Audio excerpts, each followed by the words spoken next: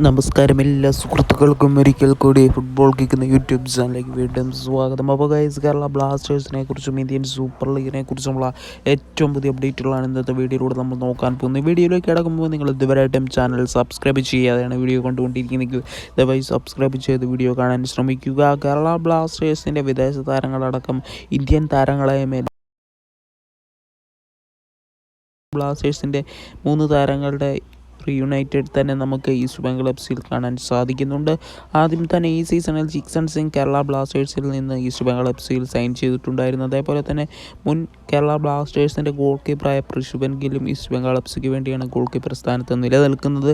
അതേപോലെ തന്നെ കേരള ബ്ലാസ്റ്റേഴ്സിൻ്റെ സൂപ്പർ സ്ട്രൈക്കറായ ഡിമിട്രിയോസ് ഡയമൻഡക്കോസ് കേരള ബ്ലാസ്റ്റേഴ്സിന് വേണ്ടി 2 സീസണുകളിൽ മികച്ച ഗോളുകളും മികച്ച അസിസ്റ്റും നേടി ഗോൾഡൻ ബൂട്ട് വിന്നറുമായിട്ടുള്ള ഡിമിട്രിയോസ് ഡയമൻഡക്കോസിനെയും ഈസ്റ്റ് ബംഗാൾ എഫ് സൈൻ ചെയ്തിട്ടുണ്ടായിരുന്നു. ഈ സീസൺ എന്തായാലും 3 പേരെയും ഒരേ ഫ്രെയിമിൽ നമുക്ക് വീണ്ടും കാണാൻ സാധിക്കുന്നുണ്ട്. East Bengal F official Instagram പേജിലൂടെയായിരുന്നു ഈ കാര്യം പുറത്തുവിട്ടത്. എന്തായാലും നിങ്ങളുടെ അഭിപ്രായങ്ങൾ കമൻറ്റ് ബോക്സിൽ അറിയിക്കാൻ മറക്കരുത്.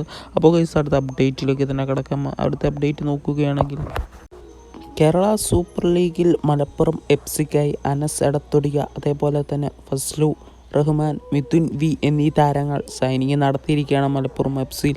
എന്തായാലും മികച്ച രീതിയിൽ തന്നെ താരങ്ങൾക്ക് മലപ്പുറം എഫ് സിയിൽ കളിക്കട്ടെ എന്ന് തന്നെ നമുക്ക് ആശംസിക്കാൻ.